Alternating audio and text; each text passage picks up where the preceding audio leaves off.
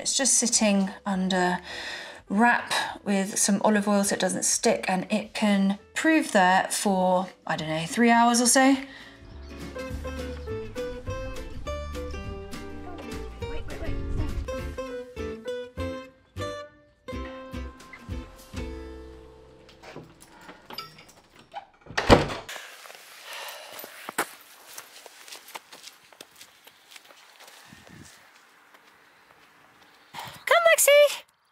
Hey, hello. And we've got Lulu today. Hey. Good. Shishi. That was manic. So I'm gonna walk these dogs and then I'll tell you a bit about today.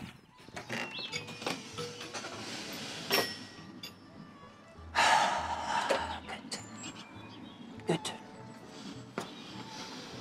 Life is feeling a little bit crazy today, which is not really making massively great groundwork for the fact that today's video was supposed to be all about my slower living and how I'm going with that. Terribly. Today, terribly today. Today I'm making pizza. I make really delicious pizza. I'll show you how to do that, and that way you at least have a recipe, and it'll be my gift to you as I'm going to use your ear holes because I am feeling feelings. So let's go. Wait. Do this with a really expensive camera. Sensible choices. This pizza sauce I'm making is so easy. I use canned tomatoes. I'm going to show you the kind that I always use. I use these Muti tomatoes, and the reason why is because the whole can is tomato. When you use other brands or just standard tins of tomato, they tend to be, what is this one? Like 65% tomatoes and the rest of them are just tomato juice. So if you use one of these, this is not a problem, but you just want to drain away the tomato juice and just use the actual tin tomatoes. I don't know what you could do with the juice. Put vodka in it and call it a Bloody Mary. It can't get any easier. So I'm going to use fresh garlic today, but you don't need to. You can just use garlic powder if you want to. And I like things really strong with garlic, so I'm going to use 2 cloves. And I'm just going to put it straight in the pan with a little bit of olive oil, toast that off a bit, and then just add my tin tomatoes and a few other herbs.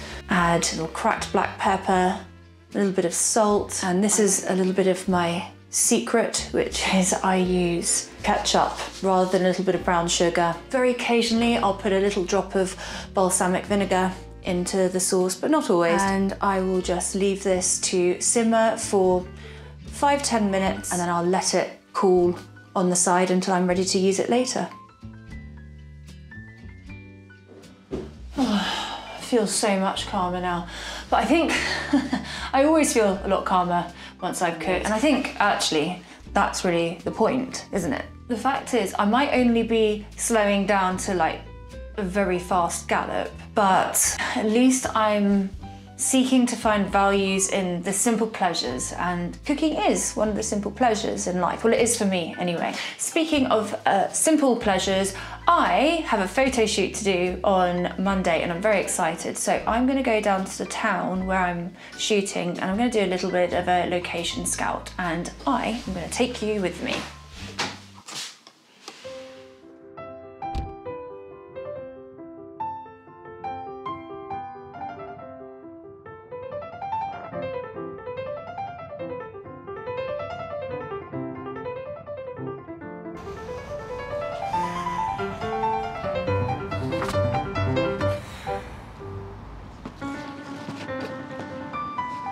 I feel that life really wants you to pack everything in as much as you can.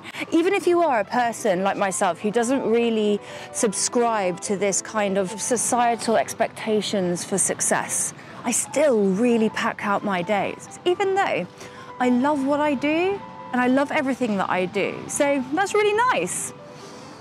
I think I'm actually getting really annoyed with the term slower living. It just doesn't seem very practical. I don't know how to do it. Maybe before I was married with a kid. Perhaps slower living really is this umbrella term for just finding the joy in doing small things, cultivating time to do the things that you really enjoy, rather than just dedicating all your time to work, a job, and then just bringing the dregs of yourself home to your actual life, to your downtime, your family time, your home life. Yeah, I think so.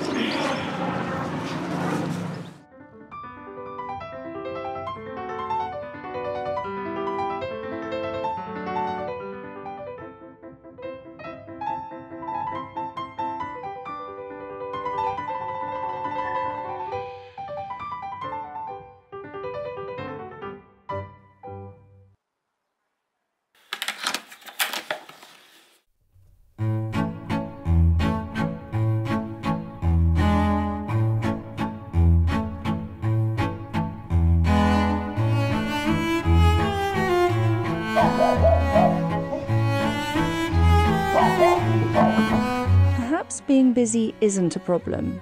Perhaps, certainly in my case, what I need to manage is my expectations. There has to be self-consideration for my own energy reserves and my own personal 24 hours that's allotted to me. Regardless if I want to do a task or not, it still does require both time and energy, and perhaps I just have to learn that time and energy isn't finite. Sometimes it's okay if I get it all done, or sometimes it's okay if I get none of it done. I must remember that, well, really the timeline is invisible. Only I can see it. Very little in this life is quite honestly actually urgent, if you really stop and think about it.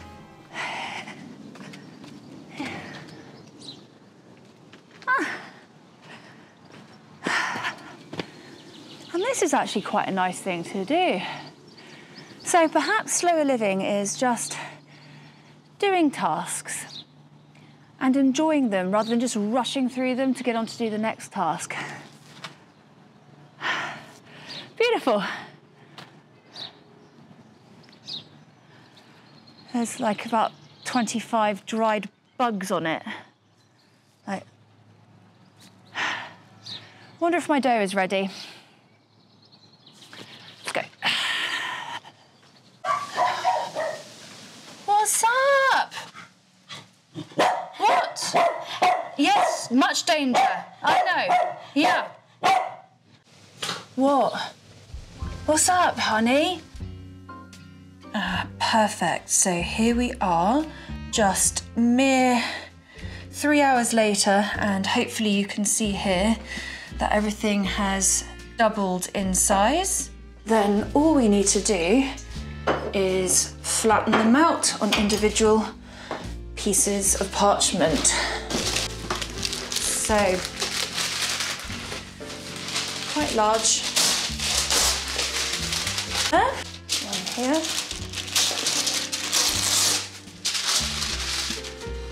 Take that off, the first one, and then just squash it down like so. I like them really quite thin, so you get more toppings on, but you can do them as thick or as thin as you want. And then we're going to let those rise again.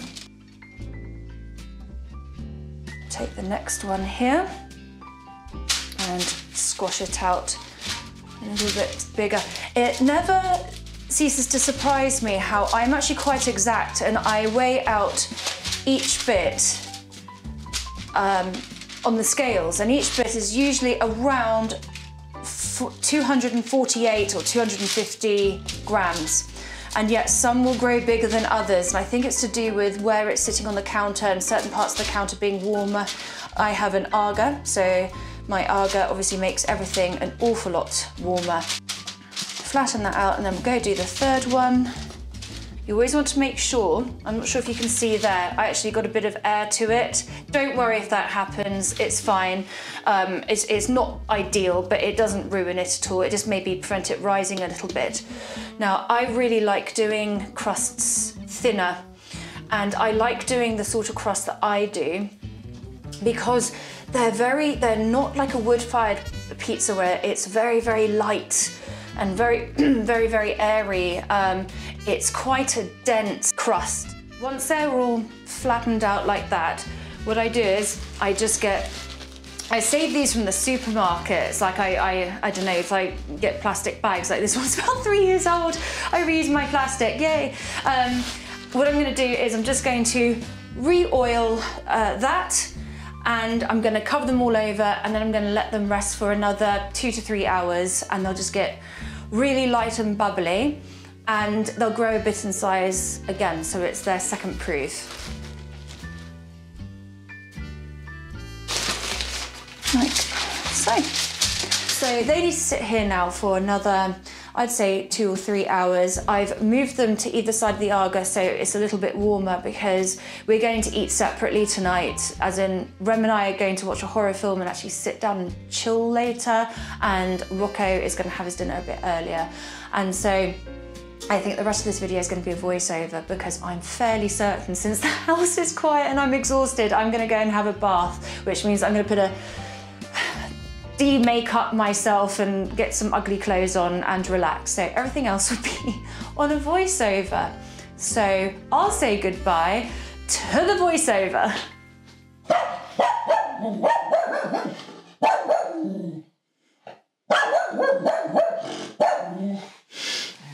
What was that, Max? Stop, I've got the wrong lens on. I can't get that close. I can't get that. Get back off. Back off. Maxie. You're too close. I can't get a focus on you. Are you just going to talk to the camera? Are you?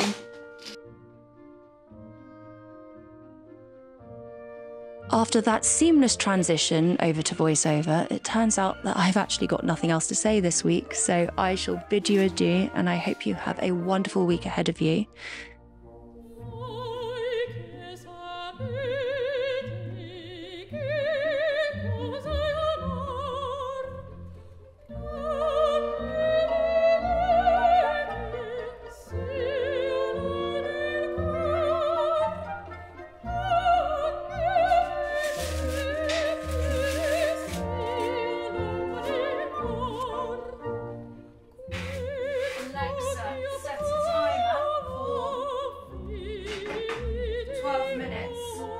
If you liked this video, could I ask you to hit the like button, and also if you would like to subscribe, you'd be most welcome and you'll be notified of any videos I make in the future. I've got a few good ones coming up.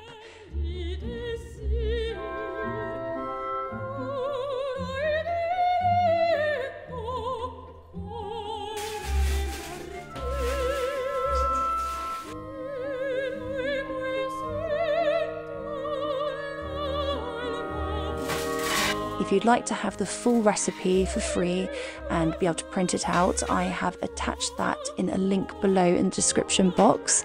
So I hope you have a very good week, and I'll see you next time.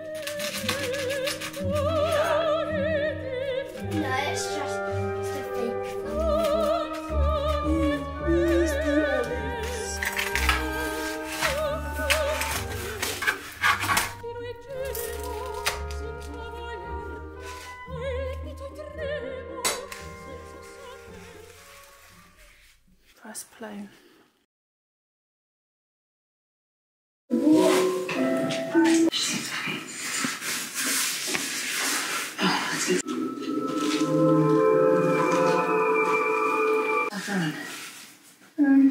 Yeah.